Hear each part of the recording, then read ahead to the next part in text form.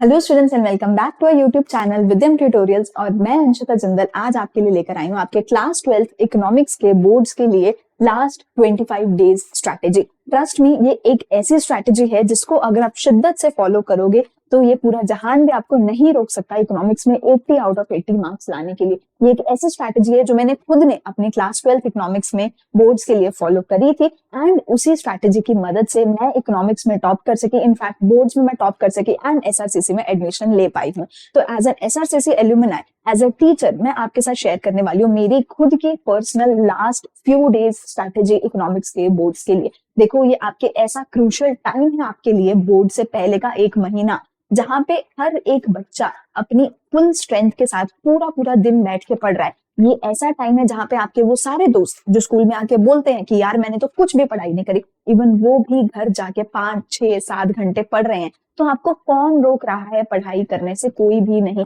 मेरी ये strategy follow कर लो। सिर्फ और सिर्फ 1.5 घंटा दिन का मैं आपसे मांग रही हूँ, सिर्फ 1.5 घंटा आपको पढ़ना है, 25 दिन तक पढ़ना है। एंड ट्रस्ट मी, आप अभी जिस भी लेवल पे हो, चाहे आपने पढ़ाई बिल्कुल शुरू नहीं करी है, चाहे आप 80%, 90% के लेवल पे हो, मैं आपके लेवल को एटलीस्ट 10 to 15% से डेफिनेटली इंक्रीज कर दूंगी। अगर पूरी स्ट्रैटेजी को शिद्दत से फॉलो करोगे तो 60 प्लस मार्क्स तो मेरी गारंटी है कि आप लेकर के आ सकते हो। 80 on 80 मार्क्स लाना भी कोई बहुत बड़ी बात नहीं है। एवरीथिंग इज पॉसिबल, आप कर सकते हो। आपने अगर पूरा साल कुछ भी पढ़ाई नहीं करी तो भी सिर्फ 25 दिन हर रोज सिर्फ 1.5 आवर्स पढ़ के सिर्फ 1.5 घंटे में आप इकोनॉमिक्स में बहुत एक अच्छा स्कोर कर सकते हो। एंड ये एक महीना डिसाइड करेगा कि क्या आपको आपका dream college SRCC, Hindu, Hansraj मिल पाएगा, या क्या आपको नॉर्थ कैंपस ही नहीं मिल पाएगा, या फिर क्या आपको एक बिल्कुल ही एवरेज कॉलेज में जाकर के एडमिशन लेना पड़ेगा। एक महीना आपके लिए आपका पूरा का पूरा फ्यूचर डिसाइड करने वाला है। तो मेरे साथ शुरू हो जाओ एंड एक चीज को मेरे साथ प्रॉमिस कर लो कि जो ये स्ट्रैटेजी है एज इट इज पूरी की पूरी आप फॉलो करोगे। सिर्फ 1.5 घंटा दिन का मांगा है। इतने देर तो आप वैसे ही रील स्क्रॉल करने में लगा देते थे यार, पूरा साल 1.5 घंटा पढ़ाई तो हम कर ही सकते हैं। तो शुरू करते हैं हमारी स्ट्रैटेजी को। सबसे पहले हमारी मार्किंग स्कीम के साथ। देखो, ये हमारी प्रॉपर मार्किंग स्कीम है जो सीबीएसई की तरफ से आपको मिली है। इसी की मार्किंग स्कीम के अकॉर्डिंग ही आपको आपका पेपर आने वाला है। आप इसका एक सिंपली स्क्रीनशॉट ले सकते हो। इसके बारे में मैं आगे बहुत डिटेल में बात भी करने वाली हूँ। सबसे पहला यूनिट देखो, इसमें जो हमारे पास आता है वो है मेरा national income and related aggregates का यूनिट। तो सबसे पहले इसी के बारे में बात करते हैं। 10 नंबर का ये यूनिट आपका रहने वाला है। देखो, तो मैक्रो इकोनॉमिक्स के यूनिट 1 की अगर मैं बात करूं, इसमें हमारे पास टोटल 4 चैप्टर रहेंगे। आपका सर्कुलर फ्लो ऑफ इनकम रहने वाला है एंड उसके बाद चैप्टर 2, चैप्टर 3, चैप्टर 4, पूरे 4 चैप्टर आपके रहेंगे। पहला सर्कुलर फ्लो का है एंड उसके बाद नेशनल इनकम, उसका थ्योरेटिकल पोर्शन, उसका न्यूमेरिकल पोर्शन, सारा कुछ इसमें आने वाला है। टोटल 10 मार्क्स की इसकी वेटेज है, जिसमें से एक एमसीक्यू आपको देखने को मिलेगा, एक 3 मार्कर और एक 6 मार्कर आपको देखने को मिलेगा। 3 दिन लगाने हैं आपने इन चारों चैप्टर्स को कवर करने के लिए। पहले दिन आपको 1 शॉट वीडियो सुननी है, जो भी आपको अच्छे लगे, टीचर, आपके फेवरेट टीचर, जिनसे भी समझ आता है, पूरी की पूरी 1 शॉट वीडियो सुननी है। लेकिन 1 शॉट वीडियो को रील्स की तरह नहीं सुनना कि बेड में बैठ के स्क्रॉल करते करते चलो 1 शॉट वीडियो सुन लेते हैं, ऐसे नहीं करना।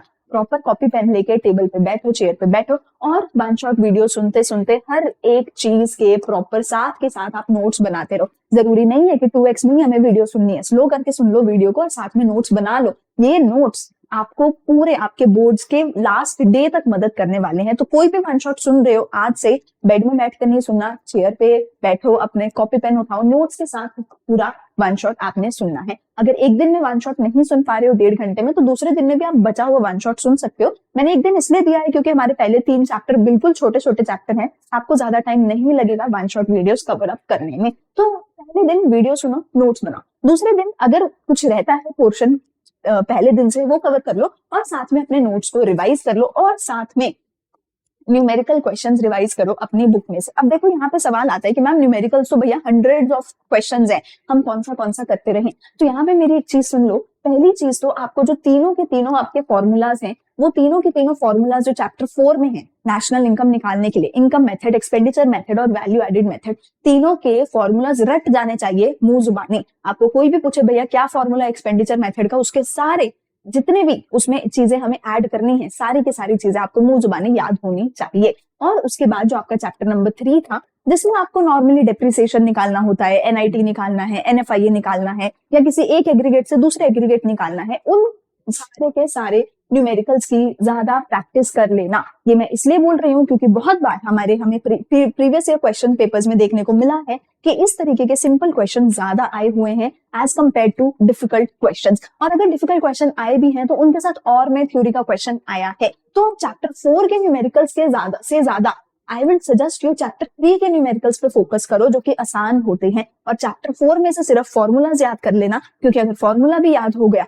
तो भी चैप्टर 4 के न्यूमेरिकल्स आप 80% तो अपने पेपर में जाके सॉल्व करके आ सकते हो। तो इसके फॉर्मूलाज याद कर लो चैप्टर 4 के, और चैप्टर 3 के न्यूमेरिकल्स को प्रैक्टिस कर लो। चैप्टर 4 के भी थोड़े बहुत न्यूमेरिकल्स प्रैक्टिस करके आप देख सकते हो। एंड डे 3 पे आपको करने हैं इंपॉर्टेंट क्वेश्चंस।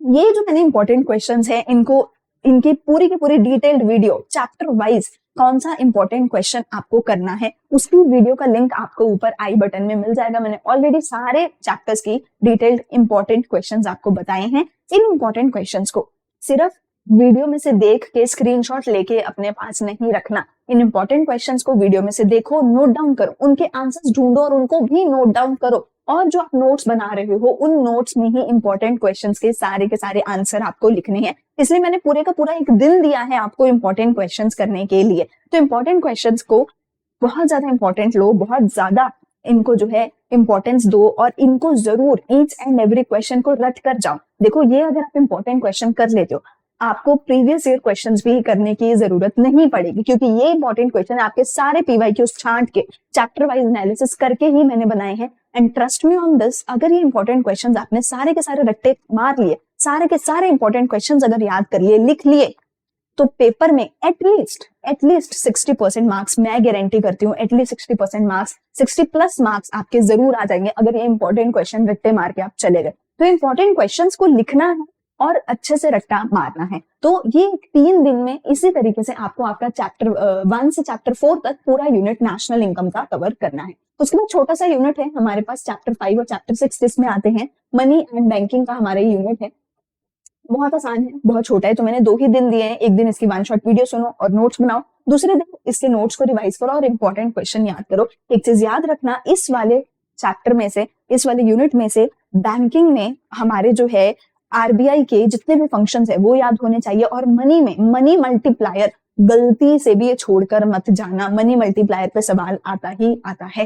तो ये हमारा मनी एंड बैंकिंग का छोटा सा यूनिट है। फिर आता है हमारा सबसे ज्यादा इंपॉर्टेंट यूनिट। इससे ज्यादा इंपॉर्टेंट यूनिट मैक्रो इकोनॉमिक्स में और कोई भी नहीं है। सिर्फ 3 चैप्टर है, 7, 8 और 9। 7 में आप एडीएएस पढ़ते हो, 8 में आप इक्विलिब्रियम पढ़ते हो, और 9 में आप एक्सेस और डिफिशिएंट डिमांड पढ़ते हो। पर 3 चैप्टर सिर्फ और सिर्फ पूरे 12 नंबर लेकर के बैठे हैं। नेशनल इनकम में भी अगर आप देखो, आपके 4 चैप्टर हैं और सिर्फ 10 नंबर हैं। इसमें 3 चैप्टर हैं और पूरे 12 नंबर ही लेकर के बैठा है, जिसमें आपको 4 एमसीक्यू देखने को मिलेंगे और 2 क्वेश्चन आपको 4-4 मार्क्स वाले देखने को मिलेंगे। इस यूनिट को जितना ज्यादा अच्छे से करोगे उतने ज्यादा आपके मार्क्स गारंटी हो जाएंगे। ये यूनिट सबसे इंपॉर्टेंट है और सबसे ज्यादा मुश्किल यूनिट भी है। इसीलिए इस यूनिट के लिए मैंने टोटल 4 दिन आपको दिए हैं। 1 शॉट वीडियोस को 2 दिन लगा के बहुत अच्छे से, शांति से, आराम से सुनो और समझो। कुछ समझ नहीं आया तो बार बार देखो और बहुत अच्छे से डिटेल में नोट्स बनाओ।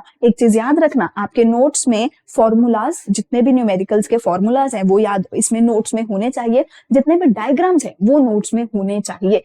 अलॉन्ग विद दैट जितना भी थ्योरी है वो तो नोट्स में होना ही चाहिए। तो 2 दिन तो सिर्फ वीडियो सुनो और नोट्स बनाओ, सबसे इंपॉर्टेंट यूनिट है। तीसरे दिन पे अपने नोट्स को रिवाइज करो, जितने भी न्यूमेरिकल क्वेश्चंस कर सकते हो उन सबको करो। साथ में डायग्राम्स को जरूर याद करना है, डायग्राम्स की जरूर प्रैक्टिस करनी है। इस पर्टिकुलर चैप्टर के न्यूमेरिकल्स बहुत ज्यादा आते हैं। इन्वेस्टमेंट मल्टीप्लायर के ऊपर बहुत ज्यादा न्यूमेरिकल्स आते हैं। तो नेशनल इनकम में तो मैंने बोला आपको कि आसान न्यूमेरिकल आएंगे, कोई दिक्कत नहीं है, ज्यादा आपको टेंशन लेने की बात नहीं है। पर इस चैप्टर में बहुत सारे न्यूमेरिकल्स आते हैं। इन्वेस्टमेंट मल्टीप्लायर के ऊपर बहुत आते हैं, इक्विलिब्रियम के ऊपर आते हैं। इसके न्यूमेरिकल्स को लाइटली मत लेना।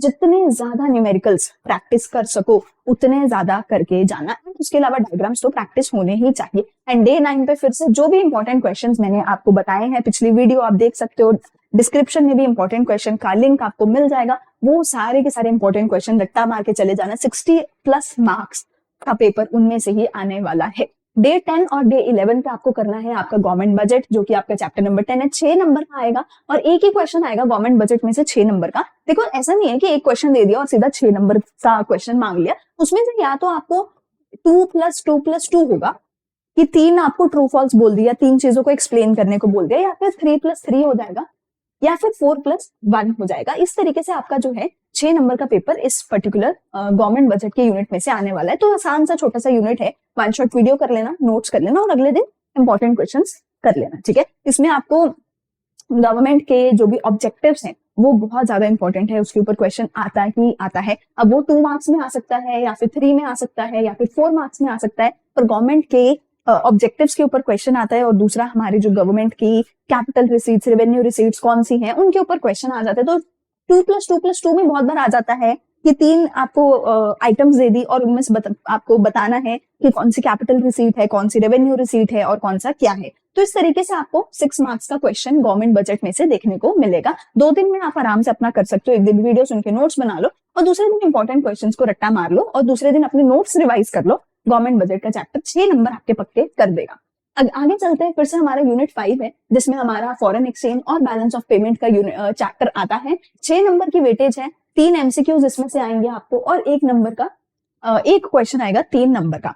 तो अब बीओपी और फॉरेन एक्सचेंज में अगेन आसान है, लेकिन अगेन आपको टाइम देना पड़ेगा और ज्यादा वेटेज रखते नहीं है। 2 चैप्टर हैं, 6 नंबर के हैं। वन शॉट वीडियो सुन लेना, नोट्स बना लेना, नोट्स को रिवाइज कर लेना और जितने भी न्यूमेरिकल्स हैं, ज्यादा न्यूमेरिकल्स नहीं है इसमें से, पर न्यूमेरिकल बहुत बार आ जाते हैं। बीओपी में से कई बार आ जाता है, कई बार फॉरेक्स का छोटा मोटा कुछ भी आ जाता है, वो जरूर न्यूमेरिकल्स कर लेना। एंड इस पर्टिकुलर यूनिट में से सबसे ज्यादा इंपॉर्टेंट क्या है? इस यूनिट में सबसे ज्यादा इंपॉर्टेंट वन शॉट वीडियो सुनना नहीं है, बल्कि क्वेश्चंस को सॉल्व करना है। क्योंकि इस पर्टिकुलर यूनिट में से बहुत बार पूछा जाएगा कि क्या करेंसी डी वैल्यू हो रही है या फिर क्या करेंसी डिप्रिशिएट हो रही है, री वैल्यू हो रही है, अगर पाउंड का प्राइस इतना हो गया, रुपीस का प्राइस इतना हो गया तो क्या है। इस पर्टिकुलर यूनिट में से क्वेश्चंस प्रैक्टिस करना, यानी कि ये पर्टिकुलर दिन आपके लिए बहुत ज्यादा मायने रखेगा। ज्यादा से ज्यादा क्वेश्चंस प्रैक्टिस करना इस यूनिट में से ज्यादा इंपॉर्टेंट है, ठीक है जी। And lastly again important questions तो आपको अगले दिन पे करने ही है। इंपॉर्टेंट क्वेश्चंस अगर हो जाएं तो फिर से अपने क्वेश्चंस को प्रैक्टिस करो। जो भी बुक आप फॉलो कर रहे हो,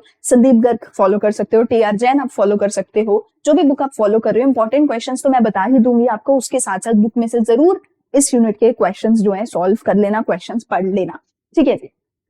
इसके साथ ही 5 यूनिट्स में आपकी जो है 14 दिन में हमने जो है मैक्रो इकोनॉमिक्स खत्म कर दी है। आप अगर ये पूरी चीज को फॉलो करोगे, मैक्रो इकोनॉमिक्स में आपको मार्क्स लाने से कोई भी नहीं रोक सकता। देखो अब यहाँ पे अगर मैं मैक्रो इकोनॉमिक्स की बात करूं तो मैक्रो इकोनॉमिक्स 40 मार्क्स की आएगी, इंडियन इको 40 मार्क्स की आएगी।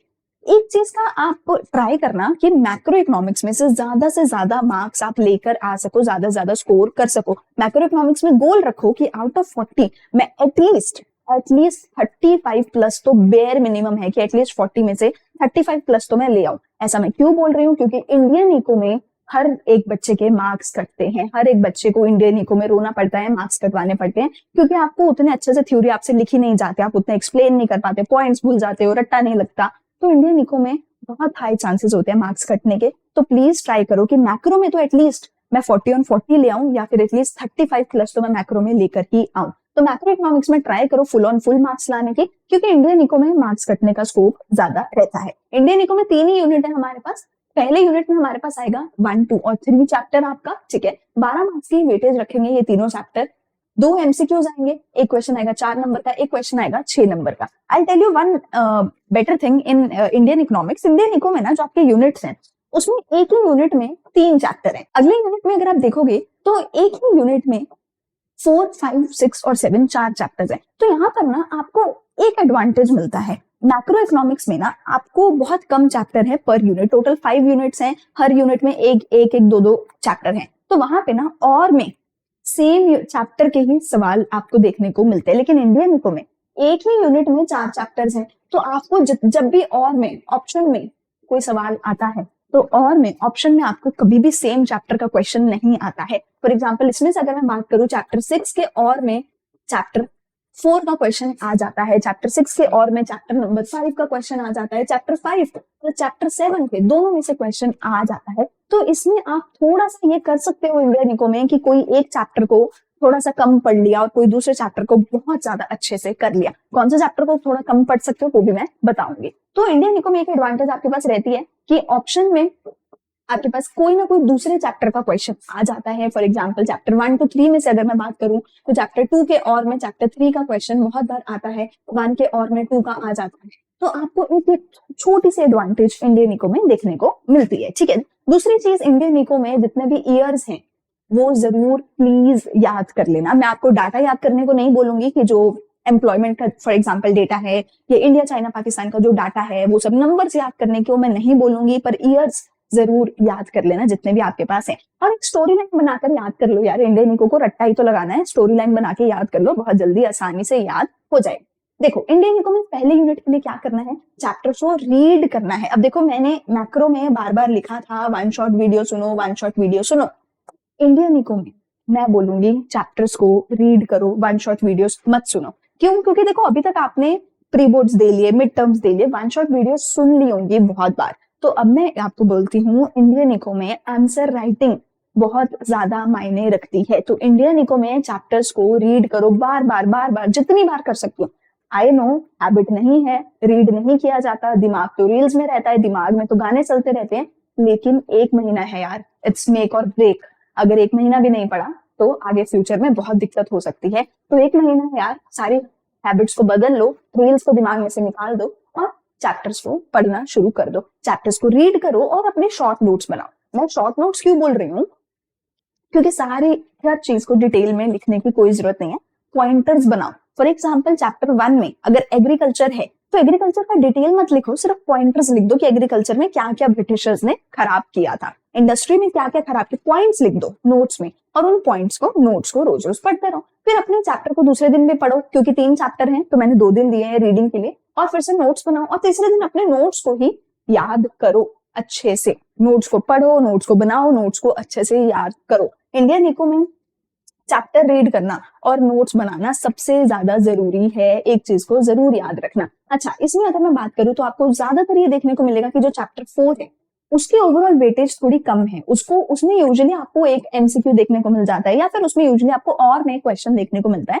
तो अगर आप इस तरीके के हो कि आपको यार बहुत सारे चैप्टर लग रहे हैं, कोई एक चैप्टर थोड़ा कम पढ़ लूं या थोड़ा छोड़ सकता हूं, तो आप चैप्टर 4 पे थोड़ा सा रिस्क ले सकते हो। लेकिन चैप्टर 6 जो है इस चैप्टर में, इस यूनिट में से, उसकी वेटेज हमेशा ज्यादा रहती है, उसमें से बहुत सारे क्वेश्चंस निकल के आते हैं। तो चैप्टर 6 के ऊपर थोड़ा ज्यादा फोकस करना, चैप्टर 4 पे फोकस थोड़ा सा आप कम कर सकते हो अगर आप चाहो तो। अदरवाइज मैं तो ये सजेस्ट करूंगी कि सारे के सारे चैप्टर्स पढ़ के जाओ, पर अगर टाइम कम है तो 4 पे थोड़ा सा कम और 6 पे थोड़ा सा ज्यादा आप टाइम लगा सकते हो। अगेन चैप्टर्स को अपने रीड करो, अपने नोट्स बनाओ और अपने नोट्स को याद करो, नोट्स को रिवाइज करो। जब when I say revise short notes, I mean to say सारे चैप्टर्स के अभी तक कितने चैप्टर्स हो गए, 1 से लेके 7 तक जितने भी नोट्स बनाए हैं पिछले 4-5 दिन में, सारे के सारे रिवाइज करो। ठीक है जी।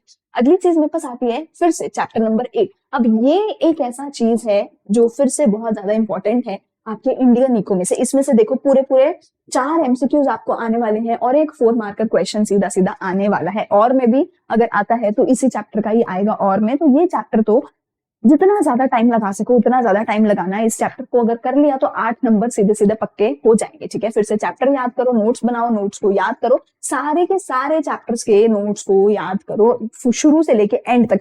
बार बार जितनी ज्यादा बार चैप्टर्स को पढ़ोगे, जितनी ज्यादा बार नोट्स को पढ़ोगे, उतना ज्यादा सक्सेस आपको मिलेगा पेपर में, उतने ज्यादा अच्छे से आप अपना इंडियन इको का आंसर राइटिंग करके आ सकते हो। नोट्स में शॉर्ट नोट्स बनाना, पॉइंटर्स लिखना, आपका काम हो जाएगा। एंड उसके बाद लास्ट 25th डे पे एक बार पूरे के पूरे नोट्स को, जितने भी नोट्स आपने बनाए शुरू से लेके एंड तक, सारे चैप्टर्स के, मैक्रो के, इंडियन इको के, एक बार सारे नोट्स को आप रिवाइज कर सकते हो। तब तक आपके फिजिकल एजुकेशन के पेपर का टाइम हो जाएगा, फिर आप फिजिकल एजुकेशन के लिए पढ़ सकते हो। तो ये थी मेरी खुद की personal, as a board topper, as a SRCC alumni and as a teacher, मेरी खुद की पर्सनल स्ट्रैटेजी जो मैं आप सबको सजेस्ट करूंगी कि आने वाले 25 दिन में 1.5 घंटा सिर्फ 1.5 आवर्स रोज रील्स को छोड़ दो, इंस्टाग्राम को छोड़ दो और इको की बुक उठा के पढ़ लो, तो आपका इको में एटलीस्ट 60+ जरूर आ जाएंगे। अगर पहले से अच्छे से पढ़ाई करी हुई है तो 80 on 80 मार्क्स भी आपके लिए इम्पॉसिबल नहीं है, 80 on 80 भी मुश्किल नहीं है। अगर वीडियो अच्छी लगी तो लाइक करना, कमेंट करना, अपने फ्रेंड्स के साथ शेयर करना। मिलते हैं अगली वीडियो में कुछ और टिप्स एंड ट्रिक के साथ। तब तक के लिए थैंक यू, बाय बाय।